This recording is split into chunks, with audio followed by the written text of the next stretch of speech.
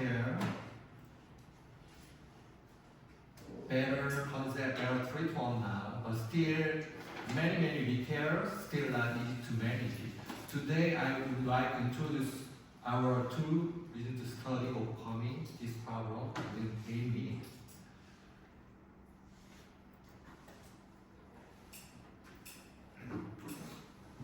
So, for the massive rotator tear, the key is less formation after first repair, strong patch when primary repair is weak. But our allograft and patches not strong enough to much elongations can hold long-term stress.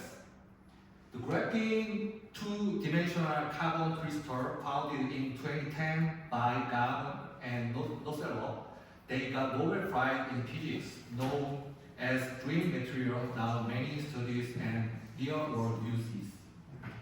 It's stronger than steel 200 times, still flexible, great bending and stretching again and again.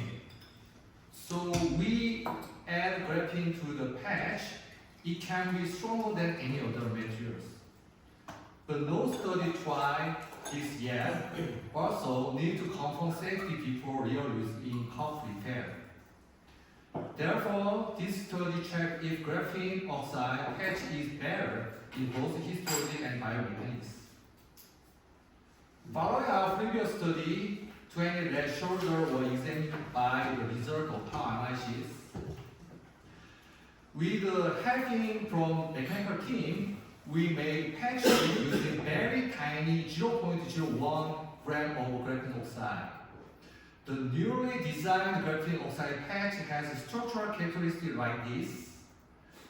Pre-test done first to compare tensile strength and elongation with standard allograft patch. New patch with graphene showed 5 to 10 times better mechanical strength than allograft. Then annual study, one group regular patch, the other group graphene patch.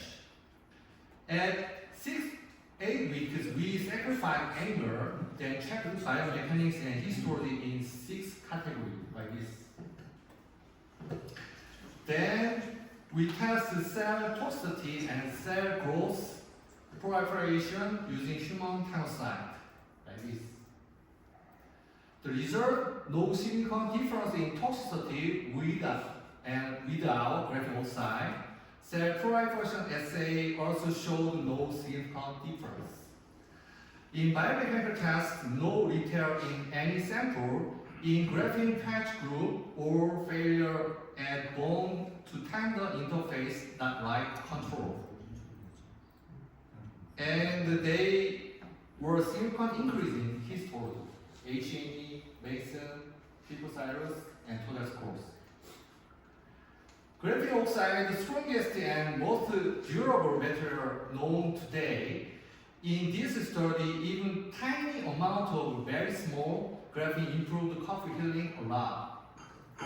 At 8 weeks, graphene patch showed better mechanical result than past study with growth factor, at least 3 to 4 times stronger than control. Histology also better result. In last several years, the study showed even small amounts of graphene make material much stronger. So adding graphene to auto or allograft can be real breakthrough after rotator cuff repair. And then graphene is highly conductive heat and electricity. It may help ulcer bone to tendon healing to future study will compound. In conclusion, graphene patch improved biomechanical result clearly, and if dose is controlled, it is safe without any toxicity and side effect. The second study is the mechanical unloading after rotator cuff lead to muscle fatty infiltration. It will make the risk of retear increase.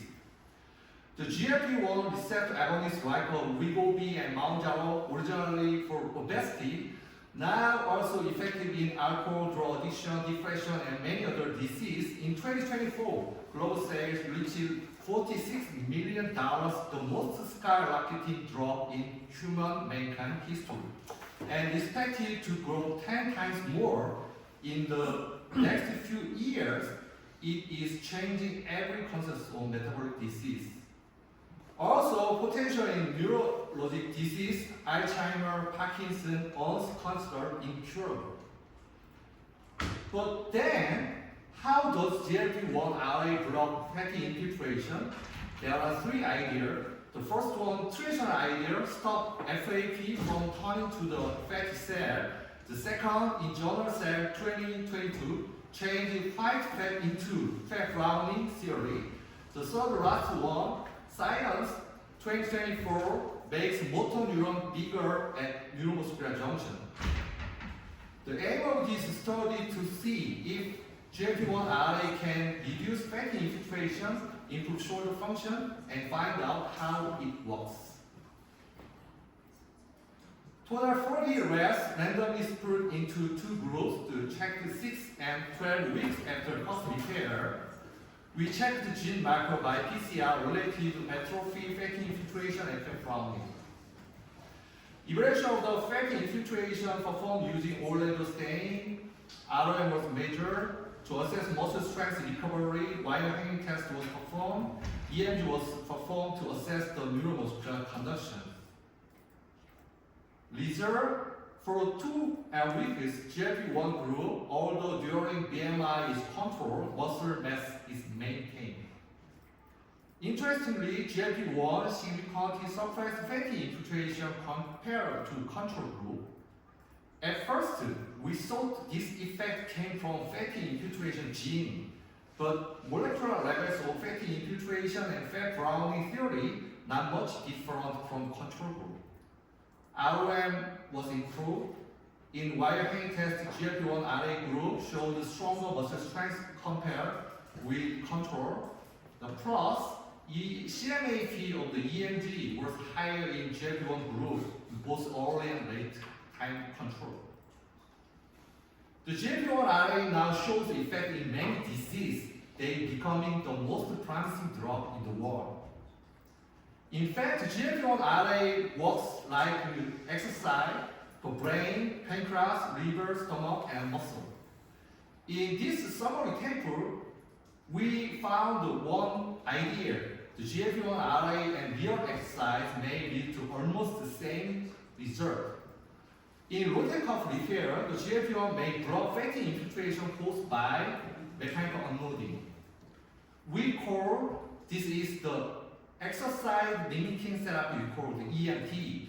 The past study showed the EMT increased lactate rate like running 10 km faster at full speed.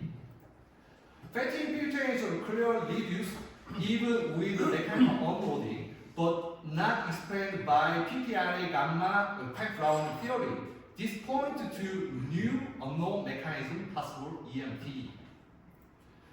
The GLP-1 is known to boosting BDNF, the brain-derived neurotrophic factor. We believe this increased neuroplasticity and motor neuron hypertrophy, leading to stronger muscle rotator cuff and better EMG activity. This is the first study showing the GLP-1 can suppress the fatty infiltration in rotator cuff muscle with a potential mechanism, but there are some limitations. In conclusion, GLP-1 RA help block fatty infiltration and preserving muscle mass, especially under unloading condition. Future study will be needed to clarify the mechanism and separate it from exercise effect. This study will be published in AJSN. Thank you for kind attention.